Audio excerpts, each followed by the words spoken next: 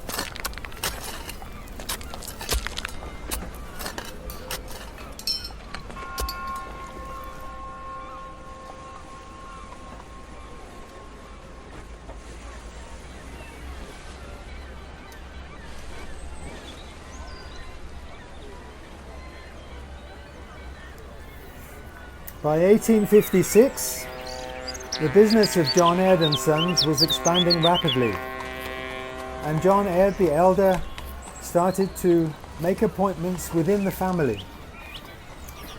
His second son, John Aird, 1st Baronet, was put in charge of the mains-laying division, and then eventually he went on to run the company and take it to even greater heights. The eldest son, Charles, became a specialist in gas, and Charles was appointed director of the gas division, building gasworks. The third child was my great-grandfather Alexander Aird. He was sent to the continent and responsible for all the activity that was going on over there at that time, particularly in Germany. Another unsung hero is young Joseph Aird. Joseph Aird, one of the younger children, remained unmarried. He was buried in Highgate Cemetery. Joseph founded the Wellington Tube Works in 1860, and basically Joseph built all the tubes and the pipes for the mains laying. Very, very clever idea. John Aird and Son would dig the roads up, lay the mains, and guess where the mains came from? The Tipton Wellington Tube Works.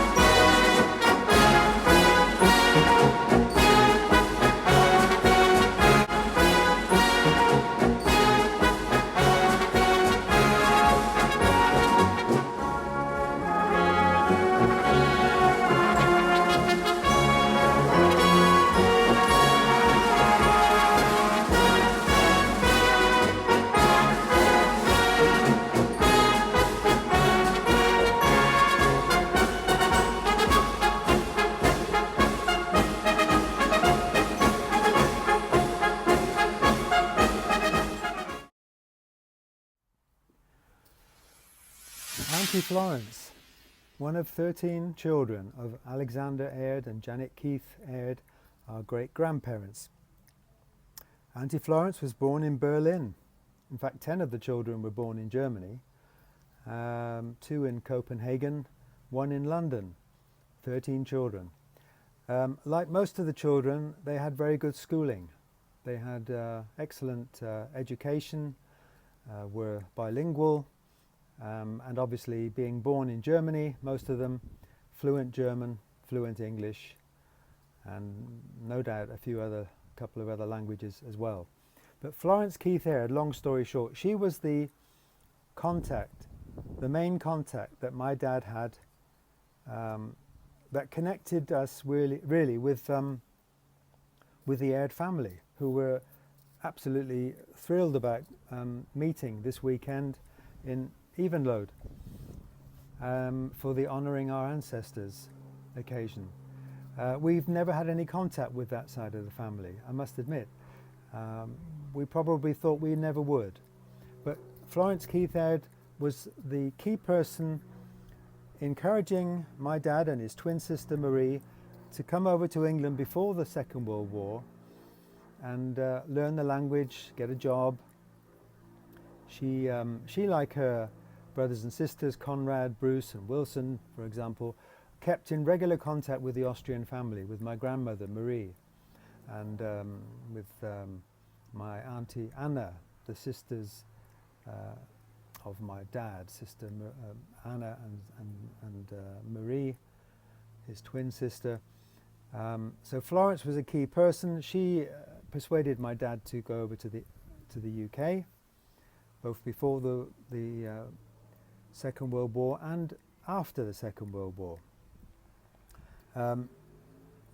We were fortunate enough to have had various things passed down to us from Florence to my dad, or from our cousin Erica, Erica Morgan, who was originally Erica Sen. Her mother was Anna Sen, previously Anna Aird, one of the 4 children of our grandfather Valdemar Aird. And it was Erica Morgan that gave us quite a few things. I think these diaries as well, the diaries of Auntie Florence. So thank you, Erica, for that. And of course, this lovely box, this treasure chest of photos. I think that we got that from Auntie Florence through my dad. And it was in this lovely treasure chest of photos that we found all the Aird family photos. Charles, many photos of our great-grandfather, Alexander Aird, both the first baronet, many photos of the first baronet and the second baronet, and other family members. So, whilst reading these diaries, I got to know quite a bit about what went on in the Aird family. I was determined to find this out in about the year 2002, when I moved from England to Austria. I was determined to try and find out about our family. I wanted to get to know them. I wanted to bring them back to life, to understand their day-to-day routines, to find out about their financial problems that they had in the business, how it came about, what they did as a result of it, and so on and so forth. So diaries came in really handy. It also mentions that Florence was still involved in sorting out the legal matters, both for their house or their apartment in Berlin, and their warehouses and their houses in Gdansk, and their properties in Gdansk. She was still sorting these matters out from between 1890 and 1930. Though during those years, she sorted out the family matters. She was the only surviving child of the 13 children at that time, and so she quite naturally took on that responsibility. She encouraged my dad to go over to England. She encouraged my auntie, my dad's twin sister, to go over. And they went over in 1936 and had a couple of years working in a hotel. My dad in London at the Trocadero and one or two other positions that he held. Like all the Airds down the years, all the way from John the Elder, the Airds are very reliable, very honest, very sober, very trustworthy and good and honest workers. And in his references that he got from several jobs, he got excellent references, as did Florence Keith Aird, who was at one stage a foreign correspondent. She was a teacher also, and she held all these positions during her time when she was in London and in England. Florence was living in Lamb's Conduit Street. She had to leave Lamb's Conduit Street just before the war broke out. In fact, just before the Blitz happened, and the people were moved out of London to various parts of the country that were considered safe, and Auntie Florence Keith Aird, was moved to Bath in Somerset, where she, I think, acquired a flat, Old Orchard Street, and that is where she lived. She had the misfortune to have had a couple of bad accidents, and her health was failing, and eventually Florence Keith Aird died and was buried in Chippenham in Wiltshire. So, having my dad and his sister over in England before the war, they were working, they were learning the language. My dad was written to by the British Consulate Office of Vienna, who recommended him not to return to Germany, Austria, because times were difficult. It looked like the Anschluss was going to happen, and they were advising him to stay put in England. Well, my dad couldn't do this.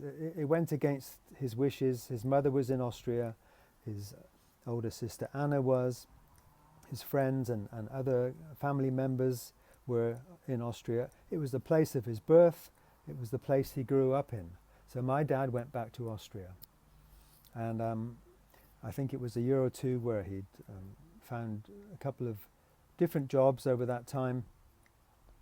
And it didn't take too much longer after that for him to be enrolled as a German soldier. He became a German Reich citizen. Here he was, born in Austria, educated in Austria, lived in Austria through very hard times as a young person. Here he was now. He'd automatically become a German citizen. He was a German soldier. All this with a background of British subject by birth. The same fate that his uncles and aunts had, the children of our great-grandfather Alexander Aird. They were all British subjects by birth, the ones that were born in Germany. So no matter whether they spoke fluent German